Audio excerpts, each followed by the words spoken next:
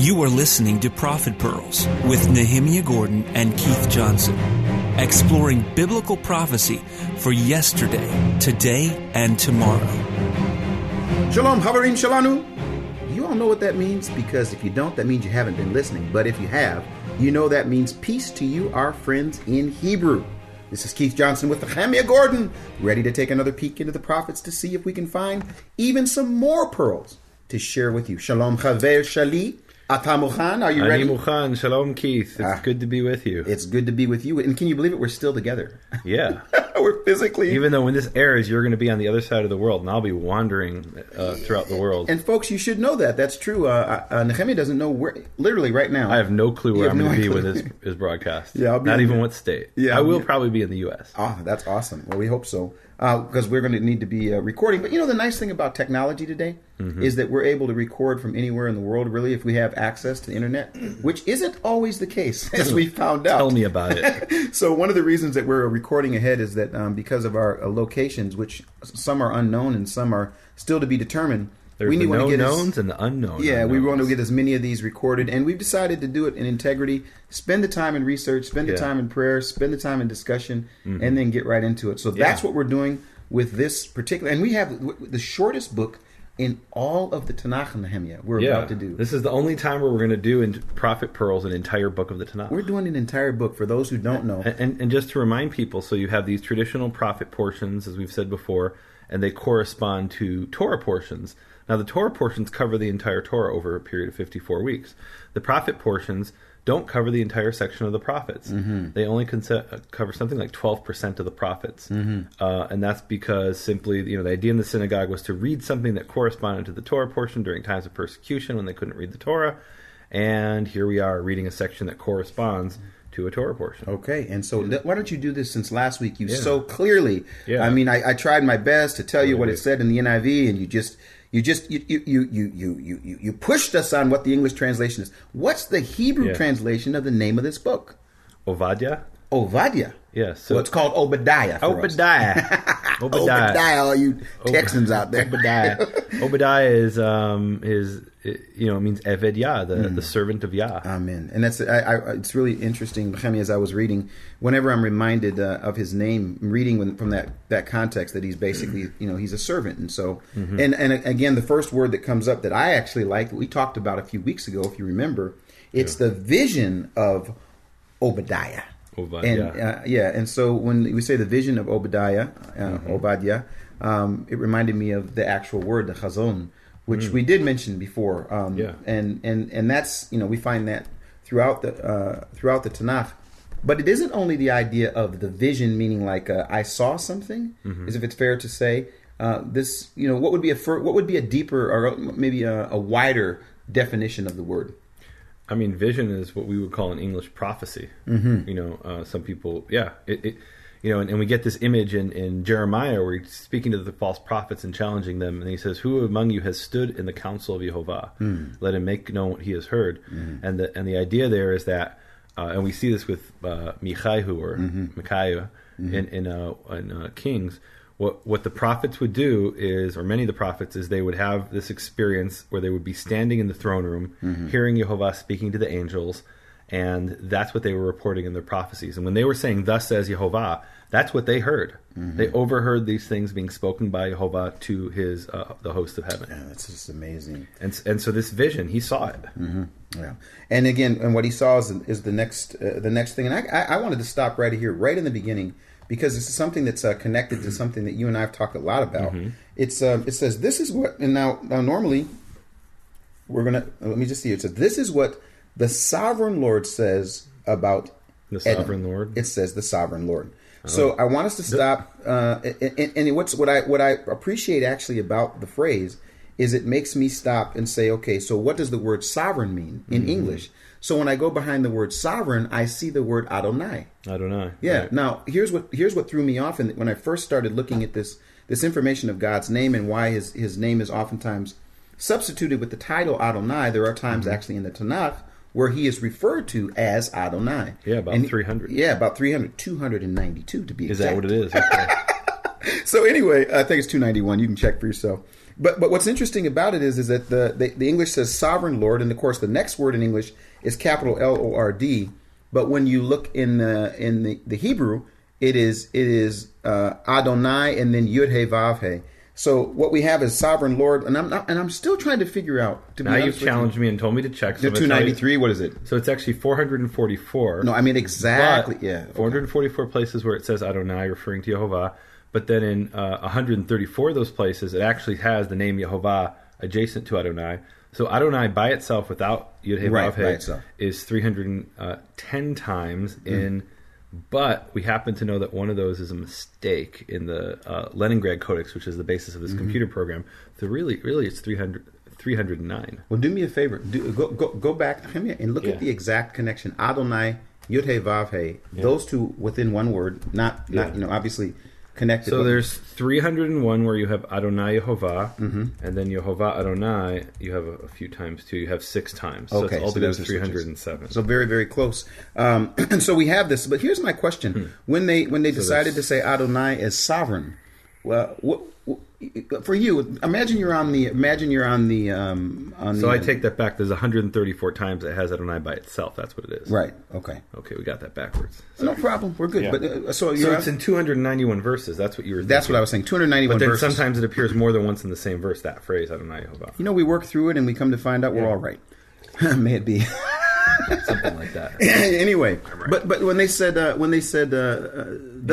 it's interesting. So why does your thing get sovereign Lord? Well, no. I want to say something. So what it says in my English NASB, it says Lord, and it's not capital Lord. What they do is they say, "Thus saith Lord," says the Lord, and then they say God with a little note. So then God, because it's connected to Adonai, is the 4-letter name Yud He Vav He. So if you don't actually know what's kind of going on, you could really get confused. I mean, if you really are just reading it in the English, it says, "Thus saith Lord, little ord, and then big G with capital OD." But again, looking in the Hebrew text, we see Adonai is for the sovereign or Lord, and then Yehovah is for. So let me just make that really clear to people.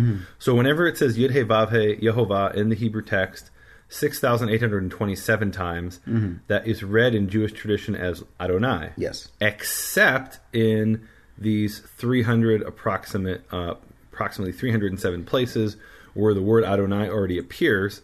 And so what the tradition said is we're not going to say Adonai twice. When one of those is an authentic Adonai and one is a Yud He Vav He, we're going to say Adonai Elohim. And that's where it gets a little confusing. And Elohim, for those who don't know, is God. Right. For God. And that's why they have in your NASB, in accordance with this Jewish tradition, Lord God. The God is in capital letters this time, not the Lord. Lord is regular Adonai. Yeah. So it says, "Thus saith Yud He Vav He, Adonai Yehovah, concerning Edom." Wait, so we got to talk about this character, Ovadia. Who is this guy? Ovadia. Who is Ovadia? Ovadia. Mize. Who is he? Mize. He's a servant of Yah. Well, so think about it. Many of the other prophets, and I can't say all, but most of the other prophets, it'll give some kind of little introduction which tells you who he is. So let's, just really quickly look at Isaiah chapter 1. And where he's from and who he's connected to. And it says, the vision of Isaiah the son of Amoz, who saw concerning Judah and Jerusalem in the days of Uzziah and Achaz and Chizkiyahu. And then was it last week? When were we talking about? Last week we were talking about the northern prophet Hosea. And it says, the word of Yehovah that was to Hosea the son of Be'eri in the days of Uzziah, Yotam, Achaz, Chizkiah, kings of Judah, and the days of Yerovam the son of Joash, king of Israel. So it's telling us his which kings he's during the reign of which kings he's speaking. But what about Ovadia? When did he live? Off the top of my head? Yeah. Or from reading? No, from reading. What do you know? Was it 850, 900? Well, the answer is we don't know. We don't 100% sure. So Jewish tradition connects this Ovadia with a man in the book of Kings who's referred to as Ovadia, and specifically he's mentioned for example, in 1 Kings chapter 18 verse 3, and it says, "And Ahab had summoned Obadiah the steward of the palace. Obadiah revered Yehovah greatly." Okay, and so and this is typical in rabbinical literature, what they'll try to do is they'll try to connect a known character with an unknown character. For example, we have a very famous ancestor named Shem. He's the founder of the Shemites, And what they'll do is they'll take a character who's unknown, like Melchizedek. Who is this Melchizedek? We never heard of this guy. And let's say, oh, Melchizedek is Shem. Or another thing they'll You're do making is, that up, right? They don't do that. No, they do. They'll take Sarah, the foremother of Israel, and they'll take this woman named Yiscah, who we don't know who that is, Jessica in English, and they'll say, oh, Sarah's Yiscah, even though it's a different name and there's no indication. And you're saying this comes from the look, this is actually a method of rabbinical interpretation. What they'll do is they'll take the known character and the unknown character and they'll combine them, and that's because they're not comfortable admitting that there's a character they don't know something about. One of my most ridiculous examples that I love is, people have asked me, where does this come from? And the answer is they just make this stuff up. And one example is, Deborah, who is the prophetess, and she is a general named Barak. Now it says Deborah is the wife of a man named Lapidot. And the rabbis are really nervous about this. There's this woman, and she's telling a man what to do, and she has a husband who we don't know who that is. So they say, oh, Lapidot is just Barak. But wait a minute, he's not called Barak, he's called Lapidot. Wait, are you telling me, Nehemiah, there are times that even if you're a rabbi, if you got that rabbi title before your name, there are situations where there would be something that wouldn't... I mean, I have to be honest with you, there are some people who would say, well, because the rabbis say, or because the version that the rabbis read, that means that automatically it's legitimate. You're saying there are times that the rabbis are wrong? Well, there's times where they just make stuff up, and it has no basis in reality. And what I love about this example of Obadiah is this man who is, a steward of the house. He's some like government official, which doesn't really even fit our prophet's, profile. And he, and let me read you the rest of the passage here. Give us the verse there. Yeah, it's 1 Kings 18:3. It starts, Ahab would summon Obadiah, the steward of the palace. Obadiah revered Yehovah greatly. When Jezebel was killing off the prophets of Yehovah, Obadiah had taken 100 prophets and hidden them, 50 to a cave, and provided them with food and drink. And Ahab had said to Obadiah, go through the land to all the springs of water and to all the wadis. Perhaps we shall find some grass to keep horses and mules alive so that we are not left without beasts, etc., etc. Obadiah, in verse 7, Obadiah was on the road when Elijah suddenly confronted him. Obadiah recognized him and flung himself in his face, saying, is that you, my lord Elijah? Obadiah went to find Ahab. Hold on a second. So then they have this encounter. And Obadiah, Elijah says, you got to go tell, your king, Elijah is here. And Obadiah responds, what wrong have I done that you should hand your servant over to Ahab to be killed? As Yehovah your God lives, there is no nation or kingdom, etc. Basically, he says, wait a minute, if I go tell Ahab that Elijah's appeared to me, you're going to disappear. And Ahab's going to kill me. Yep. Now, how could this possibly be the prophet? The prophet is it doesn't even make sense. This prophet is like, not knowing what Yehovah is planned with Elijah, and he's hiding prophets. Well, why didn't Jezebel kill him? That doesn't even make sense if he was a prophet. And here's the point. The rabbis just make stuff up. Now, what I love about this example is Ibn Ezra, who was a rabbi in the 13th century. And a lot of these traditions come from what we might call early rabbis, meaning the rabbinical movement started around 200 BC, and the Talmud was completed around 500 AD. So in that 700-year period, they make a lot of stuff up, and that's considered like the ancient period of the rabbis. Well, this later rabbi, Ibn Ezra, in around the 13th century, he comes along and he says, what our rabbi said, come on, that's ridiculous. They just, that's no basis for that. He didn't say ridiculous. He was more respectful than me, perhaps. But he says, look, there's no reason to think that the Obadiah in Kings has anything to do with Obadiah, who is a prophet. They obviously didn't even live in the same period, because what Obadiah is talking about here is the destruction of the temple, in which the end of Judea, which the Edomites were part of. Mm-hmm. And so how could he be in the time of Ahab in like 850 BC? That's like 200 years, or more before it happened. That doesn't even make sense. So it's, this is the cute little thing they like to do, is take, Melchizedek and say that's Shem, but that just distorts the text. It creates these anachronisms. So is it fair to say, and I give respect to those that study, the teachers, the preachers, the pastors that are trying to find out how to teach the people. But I think the key to that, for me anyway, is, study the scriptures for yourself. And be able to find out, as you're able to find out with the tools that you have, to find out what it means. And you can compare and contrast that with what someone of places of authority can say. Unfortunately, for me, one of the hard things was the first time that I realized that just because it said, my pastor said, and all of a sudden I found out that what my pastor said didn't match with what the scripture said. Yeah. and the list goes on. Same thing for. Well, I mean, for me, and well, let's not spend too long. Well, yeah, I'll share the story that I remember when I was a little kid and we were studying Rashi, who was this great 12th century rabbi. He's considered the greatest commentator among the rabbis, and he would say something, and I'd say, "Wow, he's so smart. I wish I could be that smart. I wish I could know enough to be able to read about this Obadiah and know that he's the guy from the time of Ahab, even though he's describing the destruction of the temple. I'm just not smart enough." And now with my master's degree in biblical studies from Hebrew University of Jerusalem, I can look back and say Rashi was just making it up a lot of the time. And here's what I want to encourage people: if somebody tells you something in the Bible and it doesn't make sense to you and they can't prove it, then you have permission to say, okay, maybe they're wrong. Maybe they made it up. Maybe they just think that and there's no proof for it. What? Okay. Yeah. I was trying to get past that, folks, before he started talking about it, but I wasn't able to. So now can I go to verse 1? Sure, let's do Absolutely. it. Yeah. This is what in my translation, but in the Hebrew says Adonai Yehovah, says about Edom.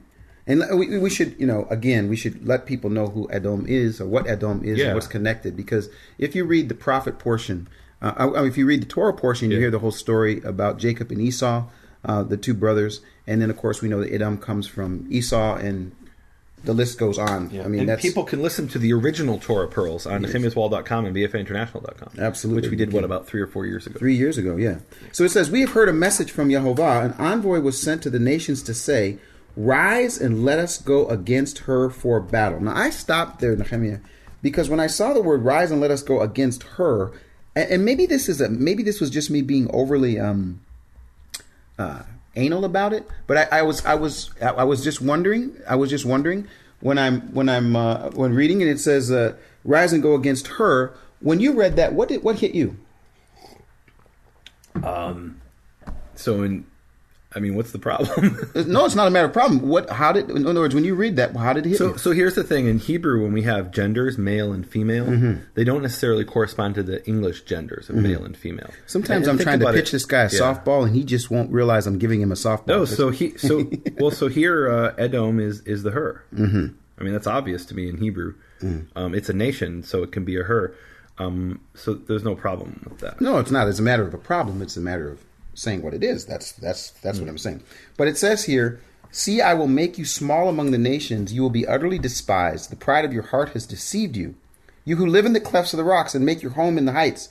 You who say to yourself, 'Who can bring me down to the ground?' Though you soar like the eagle and make your nest among the stars, from there I will bring you down, declares Yehovah." And I'll be honest, when I read that passage, I wasn't thinking back at the time. I know, first of all, you always want to find out what the context is, but I kind of jumped ahead, and I almost felt like I was in present day, in my present generation, the many organizations, nations, governments that this could be referring to. Yeah, and so here the first thing I think of is the geography of Edom, the kingdom of, and I guess you guys say Edom. So the geography of Edom is it's in what's today southwestern kingdom of Jordan. It's on the other side of the Arava Valley from the Negev desert in Israel, and it's an area of great mountains. And so maybe the most famous thing in Edom today is, of course, Petra. Petra is actually a Nabatean city. Which was in the movie, the third Indiana Jones movie, and it's very famous. And we actually chose that for the image. You actually watched the third Indiana Jones movie? Oh, I'd never made it to the third Indiana Jones. Oh, really? Movie. No. So I actually went to Petra in Jordan, and every single night in Petra, they show that movie. Every night at every hotel, every guest house, every hostel, they show that movie. That's actually where I saw it. It's a very famous place, and some people argue that Petra, which that's mentioned in the Bible. Can we look at that real quick? Yes, absolutely. Because that will, that helps us understand this image of them dwelling in the rock. What is that about? And what it's about is simply the geography. It's this area where it's very rocky, and if you want to build your house, you build it into the rocks, into the stone, into the cliffs of the mountains. And 2 Kings chapter 14 verse 7 is speaking about this battle that took place. And it says he defeated 10,000 Edomites in the Valley of Salt. Where's the Valley of Salt, Keith? You've been to Israel? The Valley of Salt. Where's the Valley of Salt? That's the Dead Sea. The Dead Sea. In English, in Hebrew, the Dead Sea is called Yam HaMelech, the Sea of Salt. So the Valley of Salt is the surrounding valley. So he 10,000 Edomites in the Sea of Salt, and he captured Selah in battle and renamed it Yokta'el, as is still the case. So Selah is the Hebrew word for rock. So he captured some city in Edom, in the land of the Edomites, called Selah. And Selah is rock. And what does Petra mean? Rock. So Petra is just the Greek name for Selah. So this is a city that goes back to the time of these events in 2 Kings, during these battles between the Israelites and the Edomites. What's interesting, of course, is when we talked about this in the original Torah Pearls, is we hear about the 8 kings who ruled over Edom before there was a king in Israel, but we'll leave that for people to go listen to that. Absolutely. Yeah. So it says here, if thieves come to you, if robbers in the night, oh, what a disaster awaits you. Would they not steal only as much as they wanted? If grape pickers came to you, would they not leave a few grapes? But how Esau will be ransacked. Now there again, here's the word Esau. So if we go into Genesis chapter, I believe it is 28, what is it? 32 to 36. To 36, that's where you can get more information about this. But again, here's the connection. He's talking about Edom, and now he's talking about Esau. But how Esau will be ransacked, his hidden treasures pillaged. All your allies will force you to the border. And I have to say again, last week, when we talked about, here's Jacob, here's Israel, and then the next thing you know is you're talking about Ephraim. Yeah. I mean, this connection between the words and switching back and forth between the name and what it's called. Right. So let's ask this question. So what does this mean, what we just read? What is he saying? If thieves came to you, what's this about? And we don't really know. But my understanding here is that he's saying, so here's what happened. Judah was destroyed. And they were destroyed by the Babylonians, but the Babylonians had many allies. And one of those allies was Edom. Edom came, and we'll read about that in a few minutes. But apparently what this is referencing is that when they pillaged Judea, what was left of Judea, after the Babylonians left, they picked everything clean, even more than what they needed. And he's saying, even if thieves were to come to you, marauders by night, they would steal no more than they needed, but you stole more than you even needed. You stole more than you needed. Yeah. So it wasn't just that they attacked Judah; they did it in a horrible way. Yeah, and then he says, "Oh, what disaster awaits you? Would they not steal only as much as they wanted? If grape pickers came to you, not leave a few grapes. But how Esau will be ransacked, his hidden treasures pillaged. All of your allies will force you to the border. Your friends will deceive and overpower you. Those who eat your bread will set a trap for you, but you will not detect it." It's almost like, this is what's going to happen. How it's going to happen. I'm not almost like, it's exactly what it's like. This is what's going to happen. So before, let's see here. It says in verse 8. Where am I at now? Let's go to verse 9. Yeah, verse 9. No, do 8 and 9. Yeah, let me do 8 and 9. In that day declares Jehovah, will I not destroy the wise men of Edom, men of understanding in the mountains of Esau? Your warriors, O Timon, will be terrified, and everyone in Esau's mountains will be cut down in the slaughter. No, what? All right, so what is this reference to the wise men of Edom? Do you know what that's about? The wise men of Edom, no. So the men of Edom were known to be very, very wise. And who's the most famous wise man of Edom? The most famous Edomite sage is Job. The book of Job. Can I read that opening here? Why don't you read the whole book? I won't read the whole book. Job 1:1. There was a man in the land of Uz named Eov. That man was blameless and upright, and he feared God and shunned evil. Okay, so why do we think he is an Edomite? So Uz, there's all these figures that show up, like Eliphaz the Temanite, which is, and we know Teman is a place in Edom. And the language, here's the really interesting thing, the language of the middle portions of the book of Job, when people are actually speaking, it's not the narrator, it's Job and his 3 friends speaking, is different than the entire rest of the Tanakh. I mean, we mentioned last week how Hosea was different. The Hebrew was different than the Tanakh, rest of the Tanakh. But that was like the English we speak, where I come from, Chicago, and the English people speak in, I don't know, in Georgia or Texas. It wasn't that different. There's little differences, but it wasn't that. Whereas the Hebrew of Job is, some people have actually said it's not Hebrew. And many people have argued that it's actually a dialect of Hebrew called Edomite, that it's the Edomite dialect of Hebrew. That these were simply Edomites, Job and his 3 friends, who were, had this experience. And that's very possible. And so the wise men of Edom was known for its wise men, for its sages, and that's what Job is all about, wisdom. It's a wisdom book. And he's saying that wisdom will be lost, and you're going to be destroyed. And here it even mentions Teman. There it is. Yeah. And then, of course, verse 10 is where... Before we get to verse 10, can we talk about the structure of the book? So this is the only time I think we're going to have an opportunity to speak... Oh, no, in Isaiah we talked about the structure, how there's 3 sections. So here there's 3 sections as well. Hebrew loves the number 3, I guess. Hayahoveh, he was, is, will be. Obadiah chapter 1, well, it's all chapter 1. So verses 1 through 9, it describes the destruction of Edom. Verses 10 through 14 is the rebuke of Edom for the mistreatment of Israel, and specifically Judah. And then 15 to 21 is the destruction of Edom, but in the context of the day of Yehovah. Amen. And I can't wait till we get to that one. Maybe we should skip right through. No, we can't, because we got to stop at 10. So let's do 10 to 14. Let me do this. Yeah. When I came across this, one of the things that I always encourage people to do, obviously as you're able, there are a lot of tools out there, and you can use tools to get behind words and that sort of thing. And even in the simplest way, Nehemiah, where you can click a word and see what that word means. Now, I think sometimes people go too far and they begin to build theologies off of not really understanding the grammatical aspects of a sentence or that sort of thing.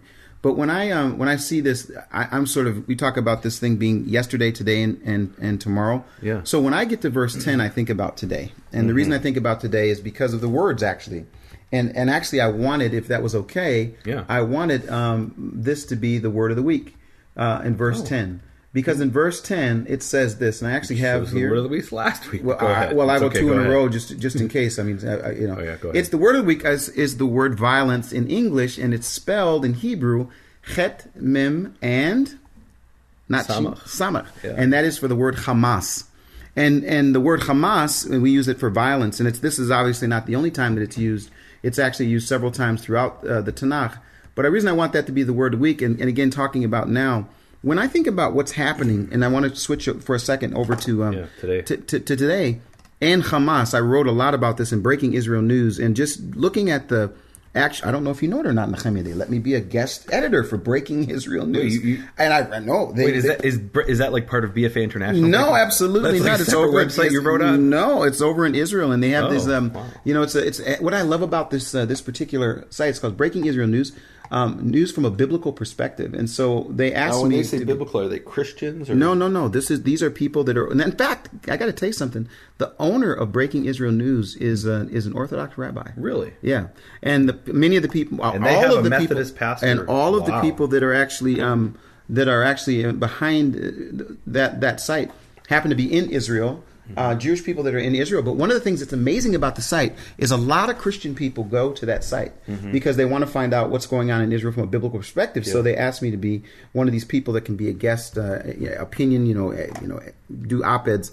But one of the things that I was really struck by was Hamas. And Hamas is the philosophy behind Hamas. And when I think you mean the Hebrew word for violence? No, I'm talking about the group Hamas. Everyone knows about the group Hamas, which rules over Gaza. Yeah, that rules over Gaza. The terrorist organization. And they had a 50-day war. That's one of many. Yeah. But when I think about them, I think about this word. I mean, they picked the word Hamas, and so they're living out what their name is.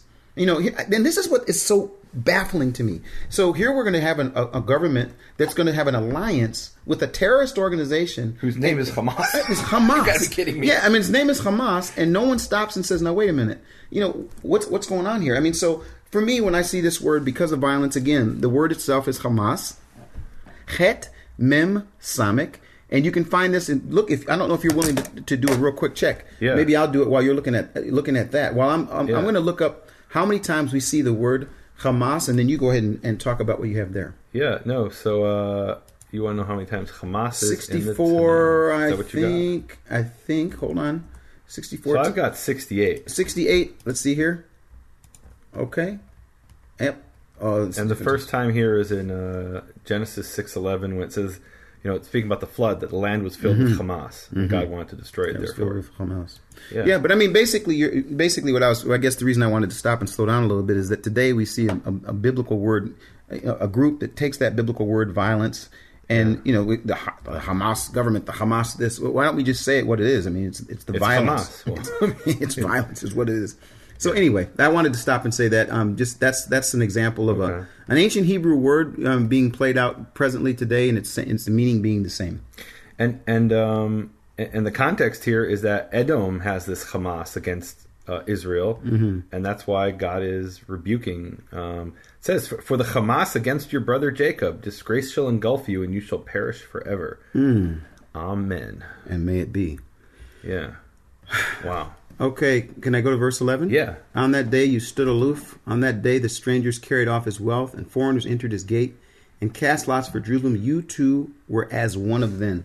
And when I read that, I think about the person who watches, and maybe we can get a Torah example of this. The person who he says he stands aloof. I'm not sure how it reads there, but the idea is stood watching. You're watching while your brother Yeah. is being pillaged, and you might as well have done the same thing. Well, and then he gets involved. Exactly. That's what we read in the next couple of verses. Yep. Can we read those? And then... Yep. Do not gloat over your brother's day, the day of his misfortune, and do not rejoice over the sons of Judah in the day of their destruction. Yes, do not boast in the day of their distress. Do not enter the gates of my people in the day of their disaster. And I don't know, Nehemiah. It's 3 different times he's saying the same thing. The phrase is again, do not rejoice, do not boast, do not enter in the day of the distress, in the day of the destruction, in the day of their disaster. Yeah. This sounds like a Methodist preacher. He's an Israelite preacher. Yeah. So Psalm 137 is what this brings to mind for me, which says, "Remember, O Yehovah, against the Edomites, the day of Jerusalem's fall, how they cried, 'Stripper, stripper to her very foundations.'" And then we also have in Isaiah 34, let me read that one real quick. Tapping my computer. And what this is referring to is, again, it says, "For my sword shall be drunk in the sky, lo, it shall come down upon Edom, upon the people I have doomed to wreak judgment.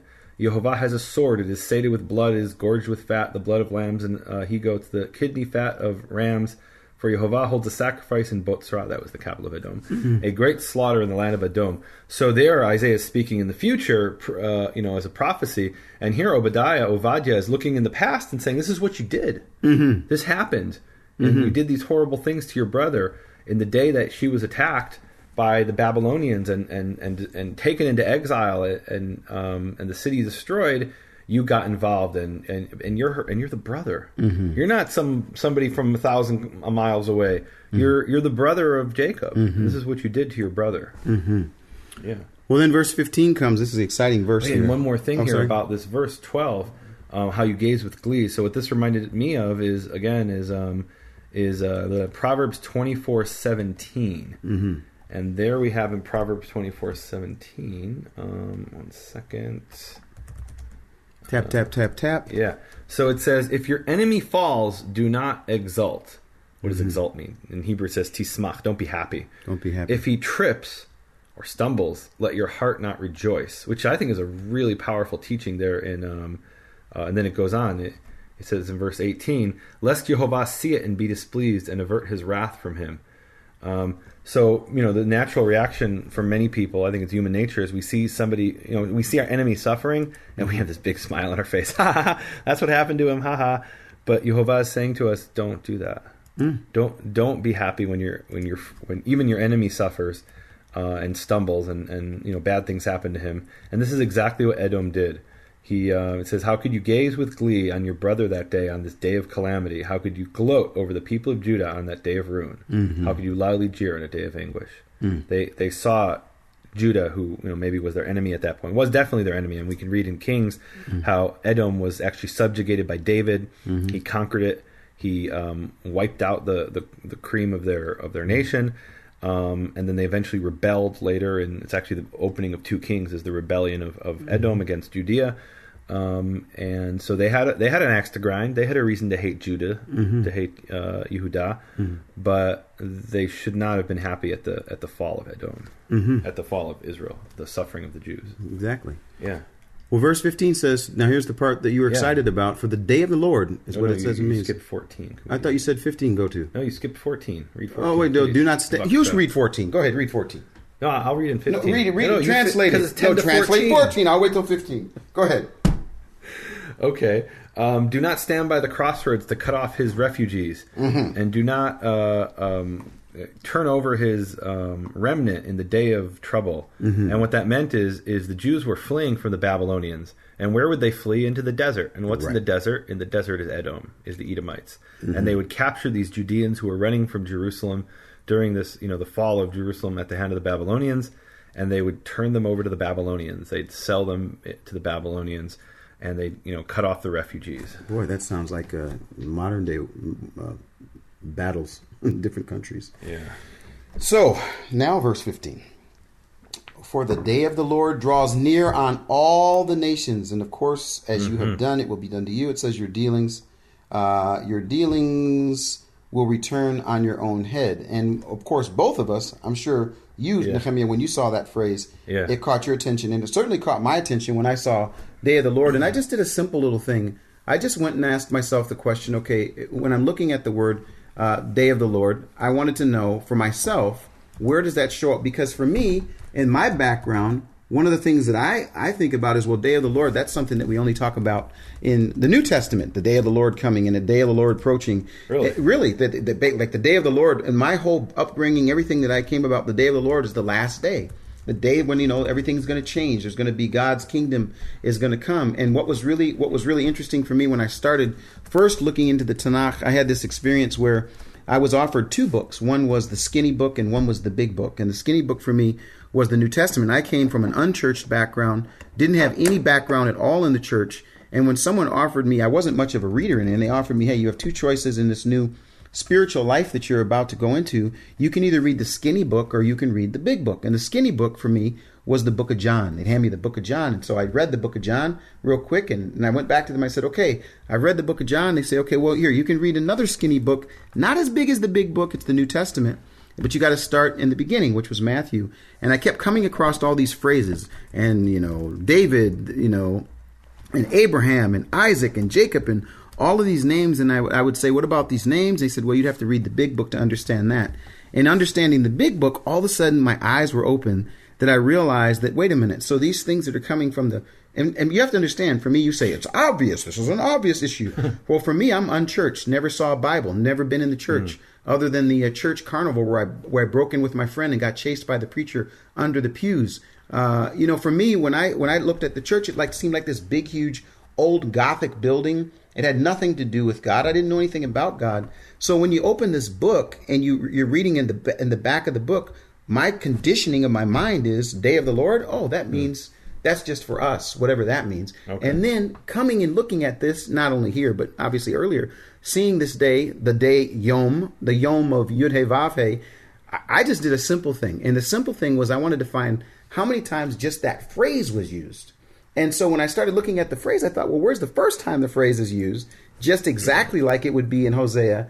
And it was in Isaiah. And then as I was going through each of these verses, I remember I get so frustrated with you. When we first started doing our study together, you probably don't remember this. I'd say, well, Nehemiah, here's this issue. And you'd say, well, one of the things you'd want to do is you'd want to look at every time the issue is used. I'm like, what? Why would we do that? I've got my revelation right now. I've got the answer. I want to go preach this verse right now. And you used to force me to do this. It was a blessing to say, well, let's see how the phrase is used in other places. So what was interesting to me about this, before we go any further, was to go through some of these verses, and I just want to read a few of them. In Isaiah 13:9, behold the day of the Lord. I'm reading in English for our English-speaking folks, but it's the same phrase, Yom Yehovah. The day of the Lord is coming, cruel with fury and burning anger. Ezekiel 13:5, you have not gone up to the breaches, nor did you build the wall around the house to stand in the battle on the day of the Lord. And then, of course, Joel 1:15. And I want you to check something. This is really interesting. 1:15. I says, Joel 1:15. Alas, for the day of the Lord is near, and it will come as destruction from the Almighty. Joel 2:1, very, very well known. Blow a trumpet in Zion, and sound an alarm on my holy mountain. Can't wait till we get to the next verse. Let all the inhabitants of the land tremble, for the day of the Lord is coming. Joel 2:11. The Lord utters his voice before his army. Surely his camp is very great. For strong is he who carries out his word. The day of the Lord is indeed great and very awesome. And I'm reading these verses, and the verses are all talking about the idea that this day of the Lord, it wasn't just like put in without context. It's the day of the Lord that is coming. So meaning it's something that's going to happen. And so what does this mean that it's going to happen? And that's actually what we're going to talk about now. But it caught my attention because oftentimes, as I mentioned, my background says that's something that's a if I can say New Testament issue, Day of the Lord, but rather that's actually and again, to me it was always a Tanakh issue. I mean, exactly, it appears 14 times in the Tanakh. Mm-hmm. You just read a few of them, and here's one of the questions about this day, Yom Yehovah, the day of Yehovah, and there's really three options as I see it, and this is kind of like parallel to what you have in in the interpretation of other books. So you have this idea of preterists, historicists, and futurists. Did you learn about that in theology? I don't think I learned it that way. Okay, so and you know, people will often talk about this in the context actually of the Book of Revelation or Judaism, the Book of Daniel. So the preterists say, "Oh no, everything happened in the past. Yep. This is already done. Whatever's in the Book of Daniel was things that happened in the time of Daniel, and otherwise it wouldn't have been relevant for the people who heard the book." He was talking about things in his period. The historicists, I can't say that word. Historicists. Yes.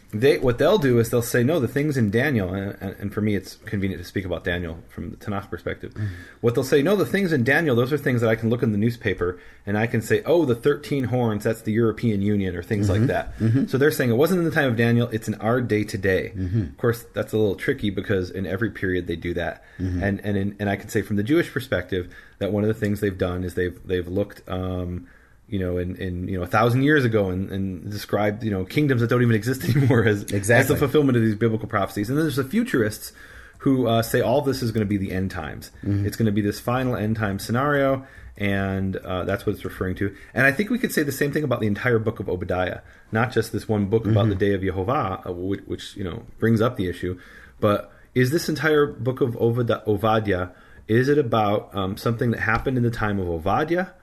Is it something that happened in history, maybe in our current history? Or is it something that's going to happen in the future? And really, in the 14 times that we have this phrase, Yom Yehovah, the day of Yehovah, I think in each one of those cases, we individually need to ask that question. Absolutely. And for example, in Isaiah, a lot of modern scholars look at this and they say, oh, Isaiah 13, 6 and 9, the day of Yehovah, that's talking about the destruction of Babylon in 538 BC at the hand of the Persians, which may be, or maybe not. Or maybe it's something that has a future application. And maybe it was only meant to be in the future. And all of these are possibilities that I think we can legitimately ask. These three positions of, is it the preterist position that all of it happened in the time of the prophet? Maybe it's something that can happen in any period of history, the historicist position, or the futurist position that it's going to be this end times thing that's happening. And I think what I actually have found it to be really interesting is times where you can look in the past and say, yeah, we saw it happen, and then look in some present time in history and say, oh, we saw it happen again. Yeah, absolutely. And then the idea being, will we see it happen again? Right. And when it comes to the Edomites, are those the Edomites, the literal Edomites? Or as in Jewish tradition, they've looked at this from a futurist perspective, or a historicist perspective, perhaps you could say. And they say, no, the Edomites are, and I think we've talked about this in the original Torah Pearls, where in Jewish tradition they look at Edom and they say, oh, Edom is Rome. And for them, Rome means the Christianity. And they say Ishmael, that is Islam. And so they look at these, the brother of Isaac, and they say that's Islam, and the brother of Jacob, and they say that's Christianity. Now, why did they say that Edom was Rome, hence Christianity? Because in Hebrew, the letter Dalet and the letter Resh look very, very similar. So Edom, Rome, is almost identical in its appearance, in its visual appearance in Hebrew. And so, like I said, in Jewish tradition, they've said that Edom refers to the Christian kingdoms. And there's Jews to this day who read the book of Obadiah, and it isn't even a question for them that this is talking about Christendom, the kingdoms and the nations of Christianity. Whereas I look at it and I say, okay, well, Edom is the brother of Jacob. Isn't that the Edomites of old? But then what is the future application? There is no more Edom. I mean, the prophecy has been fulfilled. Edom doesn't exist. But the day of Yehovah, the one we're looking forward to in the future, that hasn't happened yet. Yeah. So who's going to be Edom in the future? And I have to say something about that, Nehemiah. One of the reasons that I was really excited about doing this with you is that I really wanted to hear another perspective. Where I come from, I talk a lot about where I come from. As I mentioned, I was an unchurched person and consider myself still an unchurched person, really, because what I'm more interested in anything is trying to figure out how God's word affects or applies to me in my life today apart from tradition. But a lot of the historic interpretation of these different things, like in Jewish tradition and Christian tradition, you'll pick a certain place. Like, well, in our lifetime, Russia is this, and in our lifetime, North Korea is this, and in our lifetime, then they'll pick nations, and I really struggle with that. I have to be honest with you. Yeah. Because it may be that there's some aspects of a present day nation that looks and acts and smells and feels and looks like, what we're reading here. But I think we have to be really careful. So what do we want to do? We first want to find out, what did it mean? Okay, historically, contextually, what did it mean? what could it mean now? Yeah. And try to ask how that fits. And then also, what might it mean in the future? Now, about the phrase, the day of the Lord, can you and I agree on this? Most of the times when we heard the word the Yom Yehovah, there's a word after it, like it's coming, it's approaching, it's something that is that you'll know when it comes. It's like this thing is happening, it's going to happen. And again, historically, that showed itself up in Isaiah when the Babylonians came and they say, okay, that was the day of the Lord, that was the day of Yehovah, that was Yom Yehovah. But the thing that both of us, I think, would agree that there's going to be a time when Yom Yehovah comes. There won't be any doubt that it is. So the last time it appears in the prophets is Malachi exactly. chapter 4, I was verse just 5. about to go to that. So go ahead and bring that up. Yeah, it says, so behold, I'm going, 4, 5, 3:23 in the Hebrew. It says, behold, I'm going to send you Elijah the prophet before the coming of the great and terrible day of the Lord. And what is terrible in Hebrew is norah, which means frightening. Yeah, frightening. Yeah. Awesome, full of awe. So when I see that, again, looking just at the phrase day of the Lord, we could spend the rest of our time on this, but I think where there's common ground is that whether it's Tanakh understanding, or even if I can say this, from people that come from another perspective from the New Testament, everyone would agree that there's going to be a time where Amen. When he does what he's going to do, it's not going to be something you read in the newspaper and say, did that happen? Yeah. And then here's the question, though, where it says in Obadiah 1, verse 15, it says, Ki karov Yom Yehovah, the day of Yehovah is close upon all the nations. So that was written, 2,500 years ago. Was it talking about the destruction of Edom in that historical period? And it's hard for me to believe it's not. But then I read on at the end, and the things at the end clearly haven't happened yet. I'm trying to hold myself for verse 20. Don't do what you're talking about. 20. You can't go to verse 20. I'm going to slow you down because we got to go to the next verse. Wait, even in this verse, there's one more thing, and I'll refer people to the book of Prayer to Our Father, Hebrew Origins of the Lord's Prayer, that Keith and I wrote together. And there we actually talk about this verse. I believe we quoted verse 15 when we talk about this idea of midah keneged midah, or reciprocal justice. In Hebrew, it's literally called measure for measure. And this is a key concept in what Christians refer to as the Lord's Prayer and the Our Father prayer that Yeshua taught to the Jewish multitudes. And there he taught about, forgive and you'll be forgiven. And that was the concept there. And you see that throughout his ministry. He says, judge not lest you be judged. It's this idea of what you do is the way you'll be treated. And then Luke 6:38, he says, for with the same measure that you meet with all, it shall be measured to you again. And many Christian commentaries comment on this, that he's talking about like measuring out grain. And what they're completely, it's almost hilarious to me to hear that. Because in the Hebrew context, there's this phrase, measure for measure. And it means exactly what Obadiah just said here. In the Tanakh phraseology, it is, your conduct shall be requited. That's in the JPS. Yea, in other words, as you did, so it shall be done to you. Your conduct shall be required. In other words, the way you behaved and treated others is how Yehovah will treat you. And that's exactly what Yeshua is saying in the what they call the Lord's Prayer, and in Luke 6:38 about measure for measure. And so there, Hebrew Origins of the Lord's Prayer. It's a great book that we wrote. And with that, I'd like to do something, if it's okay, Nehemiah. I've been thinking a lot about this. I don't know if you know it or not. You get me into a lot of trouble. I do. There are people who just ask, what are you doing spending any time with this guy? He doesn't believe like you, doesn't think like you, though he is starting to look like you. He's living in your house. What's going on with you two? And clearly, one of the things that I've known for a long time, from the time that I met you, is an opportunity to be able to really look at the text in its language, history, and context. And for me, once I understand it in language, history, and context, I can then take a next step to say, how does it address for me and my faith, and how does my faith bring legitimacy for my own faith, how Scripture comes along and does that for me. So I want to take a minute just to let people know that, you and I, we have had a long journey. In 2007, we started studying this process of the Hebrew Origins of the Lord's Prayer. We wrote the book together. Number of things happened, and we ended up getting a chance to speak about that book in places that shocked us even, both a Jewish and Christian background, Messianic, Hebrew roots, Torah observant, different nations. But then we had a time, if I can say a period of time, where you went and did some things separate and I did some things separate. Yeah. And you can talk a little bit about that yourself, but you've talked a lot about being in China for a year. Yeah. And for what that did for me during that time is I just dug in and started working on both the Time Will Tell series and doing documentaries and doing writing and producing different things. But where we're at right now, where I'm at right now, BFAinternational.com, is that we're at a real crucial place, especially as this recording is taking place right now. We're within a month of the end of a year that's been probably the year that's cost us the most. This year has been a year where we've put everything into what we've done. People talk about Scripture Bites, which is just now coming to the end, a 10-part series. We've done a series on Right on Time. We started out the year, I was actually at Hebrew University working on research and filming some things that I haven't gotten a chance to talk about that I really would love to produce. And so for me, why is this important in the next few weeks is that I'm really looking for some people that will really come alongside and enter into with us at the BFAinternational.com site and become premium content members. And I want to be really clear about this.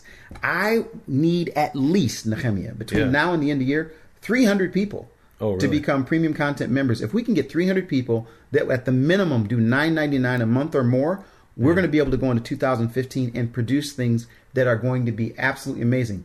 One thing you've learned as you've talked about it is it just costs a lot of time and resources and money to do what we've done. And I think we've produced high quality things, but there's so much more that's going to come. We need people that will come alongside. Go to BFAinternational.com, become a premium content member. At minimum $9.99 a month, you're going to have access to, I think the number is now 50-some things that are available and a whole bunch more that's coming. And hopefully people will consider that. I'm going to say that for the next weeks. We need 300 people. That's just the bottom line. Yeah. Okay. Well, and of course, Keith and I, we both have separate ministries. My ministry is called Makor Hebrew Foundation, and my website is nehemiaswall.com. And what I need is trumpeters to stand with me on the wall by joining my support team. And one of the things that we are giving to the support team is the support team studies.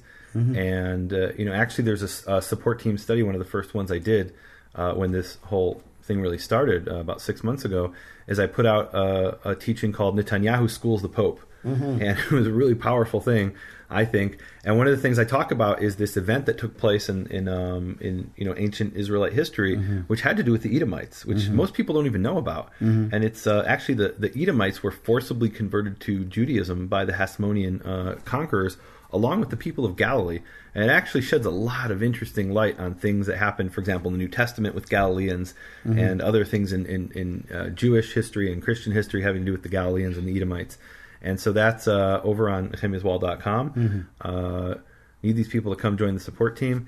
And the other thing I really want to call on people to do is, I'm getting all these emails from people and messages on Facebook and various other routes of people who are really appreciating the Prophet Pearls and the original Torah Pearls that we did together. And what I want to ask people to do is to share those things through social media. That's really not a small thing. We're looking for 70 elders, for the 70 people to step up and say, every week, I'm going to share the link to Prophet Pearls on my Facebook page or on my Twitter account or whatever social media you're using.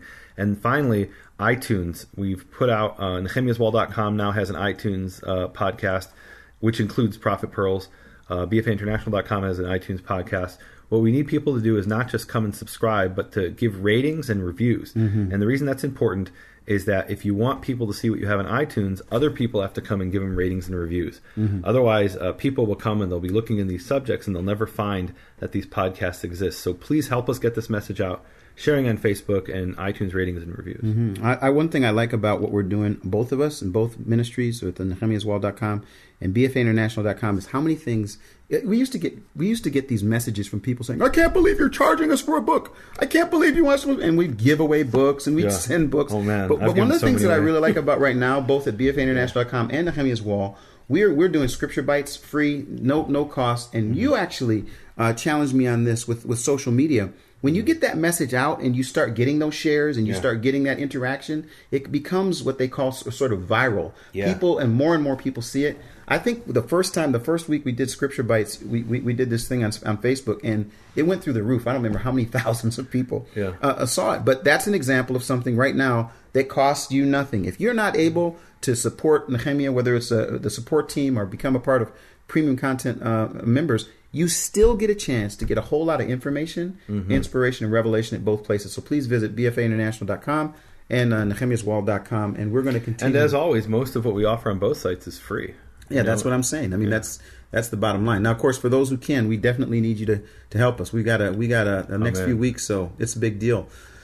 Can we go to my favorite verse of this? What's your sure? Absolutely. My favorite verse actually has to do a lot with what I've been dealing with personally on the process, and it says here, because just as you drank on my holy mountain, all the nations will drink continually. They will drink and swallow and become as if they had never existed. Let me read 17 and we can go back to it. But on Mount Zion there will be those who escape, and it will be holy, and the house of Jacob will possess their possessions. And so for me, when I read that, this particular time in my life actually has been really difficult. I've built a relationship with my friend Yehuda Glick, and I at this point, at the time of the taping right now, he's still fighting for his life. He's getting better. Right now, they're saying that hopefully he's only got one more surgery, but they've had him under anesthesia. And for those who don't know who is, I'm going to tell him now. But Yehuda and I actually met each other this year in 2014 by happenstance. Actually, I was actually working on the Hanukkah project, which is coming out next week, I believe, based on this schedule. It'll be on the 18th, where we got a chance to go. Two friends came over and really looked at the historical Hanukkah. Well, the end of the Hanukkah project, by happenstance, we found ourselves on the Temple Mount, and I ran into this red-headed rabbi named Yehuda Glick, and I consider him a true Maccabean. I consider him like Judah the Maccabee. He's a person who's standing for what's right, calling people to the Temple Mount, to know that it is a holy mountain. It's a place for people to fulfill the prophecy of Isaiah, that all nations might come, a place for prayer for all nations. And as I said, as of right now, he's presently still battling. He's doing better. Hopefully, by the time you listen to this, he will be up and he'll be around and be preparing to go back to God's holy hill. And when he does that, I want to continue. Our ministry has actually raised resources for Yehuda Glick's ministry, Haliba, which is talks about the heart of Israel being the Temple Mount. And so for me, when I read this verse and I see what they're talking about, it says, just as you drank on my holy hill, all the nations will drink continually. They will drink and swallow and become as if they had never existed. So I read the first thing and I think about, I have to be honest, for me, I think about what's happening in that place now. Mm-hmm. I have to say, and you have to hold me back on this, I am really, really struggling with the political game that's being played in Israel around that place. Many people from my background will say, we don't care anything about the Temple Mount. Our place is over at the Church of the Holy Sepulchre or the Garden Tomb. What do we care about the Temple Mount?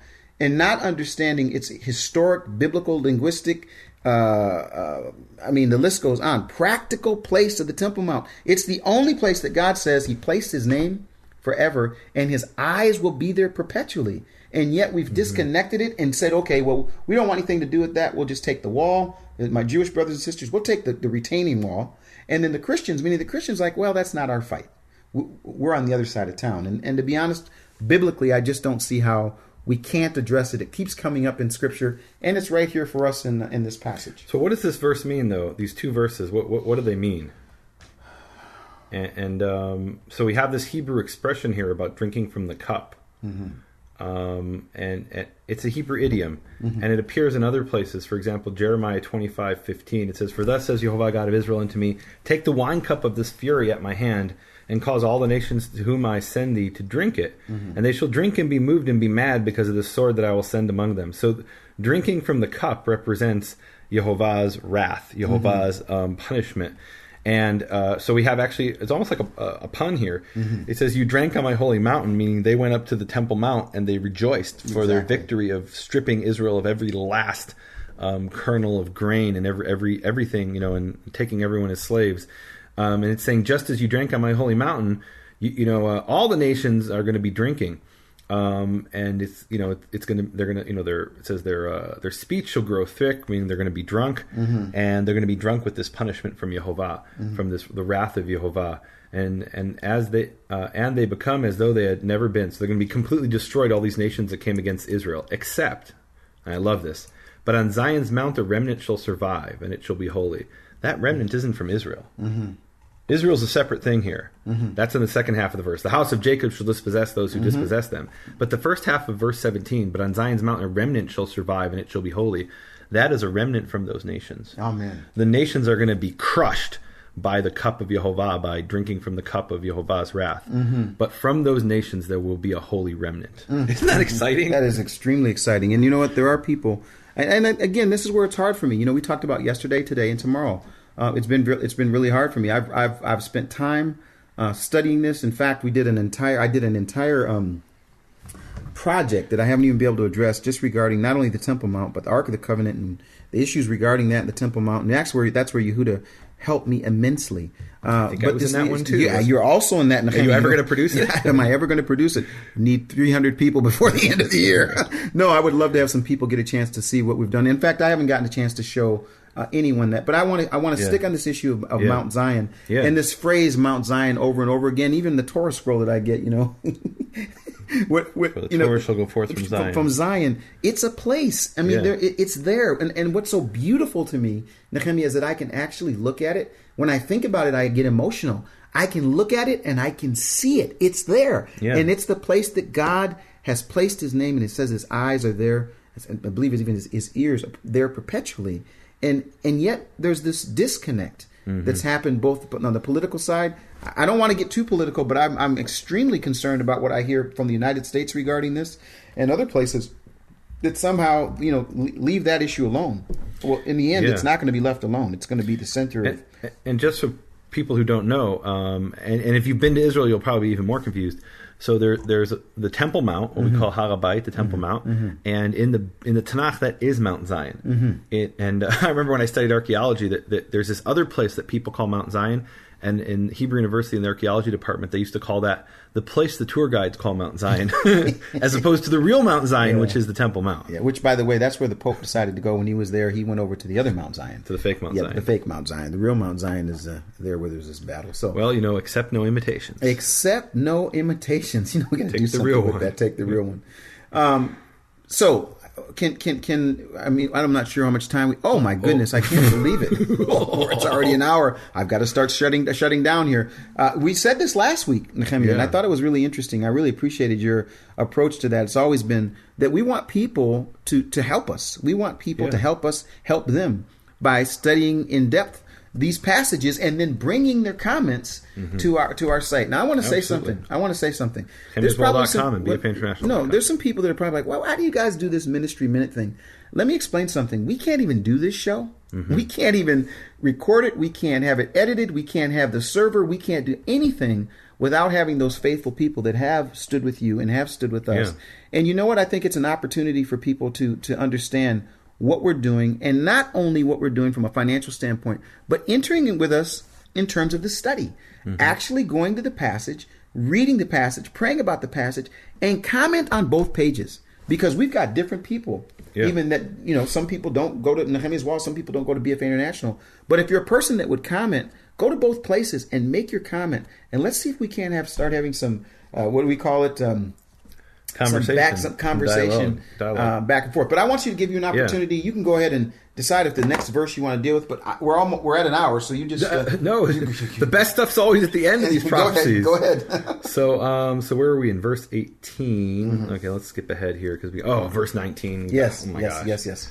Or let's just go to verse 20. Yes. It says, and the exiled force of Israelites, this is JPS, and the exiled force of Israelites shall possess what belongs to the Phoenicians as far as Sarfat, while the Jerusalemite exiled community of Sfarad shall possess the towns of the Negev. And every time I go to the Negev and I see, and Sfarad, it says here in the Hebrew, Sfarad has been understood in Jewish history to be Spain. And every time I go to the Negev and I see Jews whose ancestors were exiled in Spain, and they are now living and they've filled the cities of the Negev, like you go to Beersheba or Ofakim or Sderot, which is constantly being bombarded by Hamas. These are cities of Jews, mostly Sfaradim, of Jews who came from meaning not originally, but in 1492 were expelled from Spain and originally came from Jerusalem, according to this verse. And we can actually go around the Negev today and see the literal fulfillment of this. And, my great-grandfather, who I'm named after, Nehemiah Robinson, was a rabbi in Chicago. If he had gone to the Negev and traveled through it, he wouldn't have seen any of those places, any of those people. He would have seen, desolate, empty, ruins. And now the Jerusalemite exile community of Spain, of Sfarad, has possessed the towns of the Negev. This verse has been fulfilled. That's amazing to me. That's amazing. Like literally been fulfilled. Well, I don't know how we're going to get through the second word of 21. Can I tell you? Yeah. This is in the English Bible. Yeah, what do you got? In the NASB, it says, the deliverers will ascend Mount Zion to judge the mountain of Esau. and the kingdom will be the Lord's. What do you have, Nehemiah? It says, and the Moshi'im, the saviors. That's the same word we had, I think it was our first word of the week, Moshiach, and this is the plural, Moshi'im. And the saviors shall ascend Mount Zion to judge the Mount Esav, and to Yehovah shall be the kingdom. It's hard not to get excited about that. Yeah, no, that's it really amazing. is. And it's interesting, Nehemiah, that's 21 verses, and that's the entire book. Yeah, of Obadiah. And I really want to challenge people to read it again, and we obviously didn't address in depth a whole lot of stuff. Yeah, no, there's a lot. I mean, I have all these pages of notes we didn't get to. Let's quickly end this thing. So can we end with a prayer? Absolutely, we must. Yeah, and where was that verse that we were looking at before? About the remnant. Can I read that? Yes, that would be nice. That's going to be my prayer. Okay. Where is this the verse? Here it is. Here it's Obadiah chapter 1 verse 17, and I want to read this other verse in Zechariah, which has to do with the same theme of, it says to Yehovah will be the kingdom, and there it says Zechariah 14 verse 9, one of my favorite verses in the Tanakh. It says, and Yehovah shall be king over all the earth. In that day there shall be Yehovah will be one, and his name will be one, is what it says in Hebrew. Yehovah, Avinu Shabashamayim, Yehovah, our Father in heaven, Melech HaOlam, King of the universe. Yehovah, we look forward to your kingdom here on earth. I look forward to being in that kingdom, Yehovah, with the remnant, a remnant of the nations, who you gather together, Yehovah, and Yehovah with the exiles from the different nations of your people, the diaspora, that you gather back and you plant back in the land of their forefathers, back in the land that you promised Abraham, Isaac, and Jacob. Yehovah, please let this come soon, this era of world peace that we will have under the leadership of your King Messiah. Let us be in that kingdom soon, Father.